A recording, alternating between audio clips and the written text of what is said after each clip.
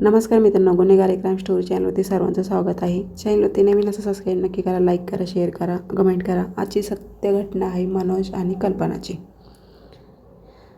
तर मनोज हा खाजगी कंपनीमध्ये जॉबला असतो.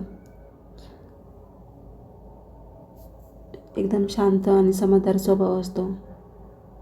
सगळं व्यवस्थित चाललेलं असतं. पण थोडे दिवस जातात, अचानक कल्पनेच्या वागण्यामध्ये बदल घडून येतो. तर मनोज विचार करतो की ती थकत असेल, दिवसभर एकटीच असते घरी, त्यामुळे तो दुर्लक्ष करतो. पण कित्येक दिवस असेच जातात. पण एक दिवस मनोजला वाटतं, चला, तो काय करतो, गुपचूप त्यांच्या बेडरूममध्ये कॅमेरे लावतो. तर कॅमेरे लावतो, तर मग तो ऑफिसला जातो, मोबाईलमध्ये ऑन करतो. तर त्याला वाटतं आता कल्पना आराम करत असेल. तर कॅमेरा ऑन करतो, बघतो आणि मोबाईल ठेवून देतो. नंतर परत त्याला नोटिफिकेशन येतं कॅमेऱ्याचं, तो ऑन करतो तर बघतो, समोरचे दृश्य पाहून त्याच्या पायाखाली जमीनच हादरून जाते. त्याने मनामध्ये विचारसुद्धा केलेला नसतो की कल्पना आपल्याशी असं वागू शकते. ऑफिसमध्ये बसून तो सगळे ते दृश्य बघतो.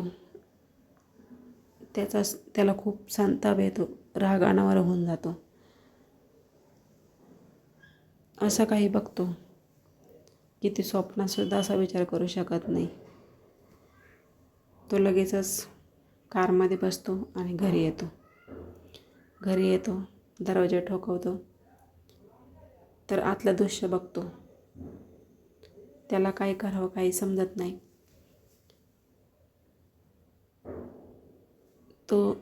ती एका व्यक्तीबरोबर असते बेडरूममध्ये. अनैतिक संबंधाचा शेवट वाईटच होतो, सर्वांना आता माहीतच आहे. तर आपल्याला कोणाला बदनाम करण्याचा हेतू नाही, येतो फक्त सत्य समोर आणणं. तो लगेच त्याच्याकडे कॅमेऱ्यामध्ये सगळं कॅच झालेलं असतं. जो व्यक्ती असतो तो पळून जातो. पण बघू शकता कसा नात्याला तडा गेला. एवढा चांगला सुखाचा संसार होता. तो पोलिसांना तो सबूत देतो आणि त्याच्यापासून घटस्फोट घेतो.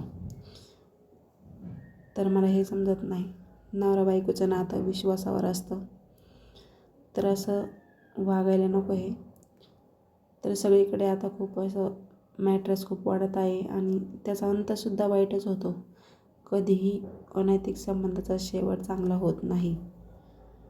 तर शेवटी विजय सत्याचाच होतो. चला तर भेटूया अशा नवीन व्हिडिओमध्ये. तर व्हिडिओमध्ये तुम्हाला काय वाटतं कमेंट करून नक्की सांगा. Thanks for watching. धन्यवाद. Bye bye.